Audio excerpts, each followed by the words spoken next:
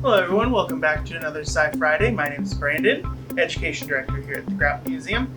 Today we're going to come to you with an experiment that uses something called liquid nitrogen. Now, liquid nitrogen is really cool.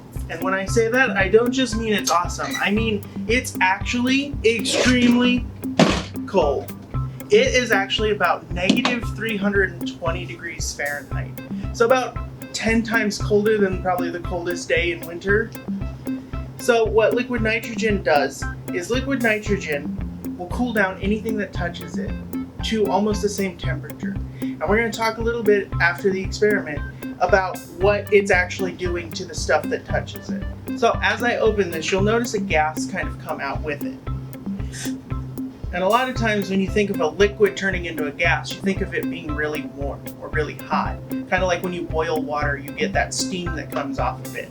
Well, this is actually doing the same thing, but instead of doing it at 212 degrees Fahrenheit, this does it at negative 320 degrees Fahrenheit. It's almost 400 degrees difference. So, the reason that this stuff has to be so cold is that nitrogen is normally a gas. It's actually stuff that if you take a deep breath right now, 78% of that gas that just went into your lungs is actually nitrogen. So it's not a dangerous gas. It's only dangerous when we get it to this cold of temperature.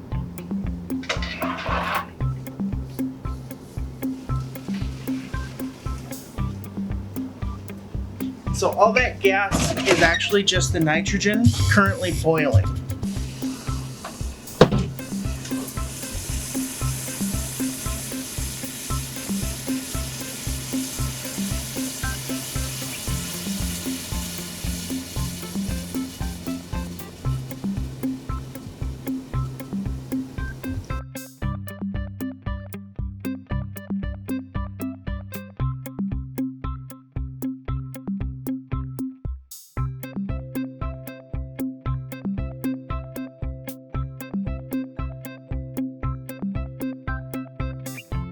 So today's experiment involves a racquetball. Now, a racquetball is a pretty bouncy, pretty springy ball. Bounce it on the ground, it bounces. And it's fairly flexible. And so we're going to put it into this liquid nitrogen that we've poured into this container here. And we're going to see what the liquid nitrogen does to one of these bouncy balls. So put it in. And we're going to let it set for about 2 to 3 minutes.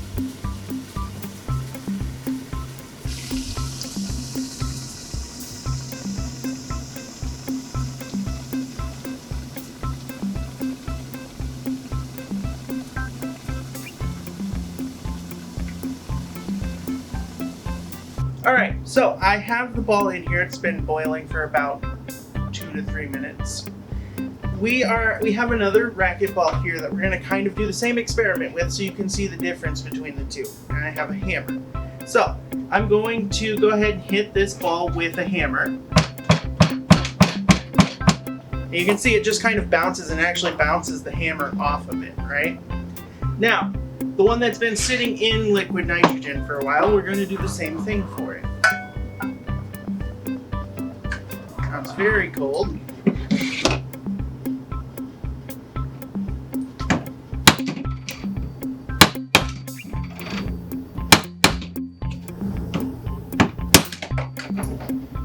You can see it just shatters into pieces.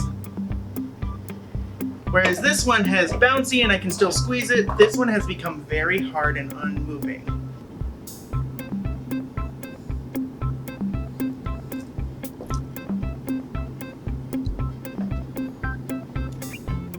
You can see the difference between the two. This one's squishy, this one has gotten a lot more rigid.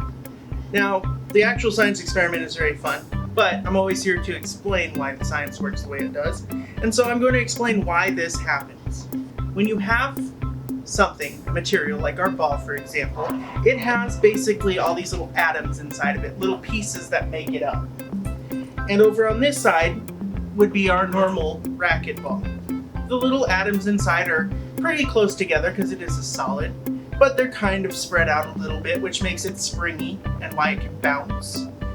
And then when you get it really cold with like liquid nitrogen, and you have to get it extremely cold in this case, those little atoms squish together until they're almost right next to each other. And when they're almost right next to each other, they don't have that springiness and squishiness of the old racquetball, and instead it becomes almost brittle like glass. And so it ends up shattering instead of bouncing the hammer back up.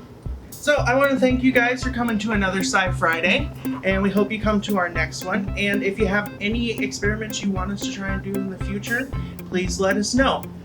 Have a good day.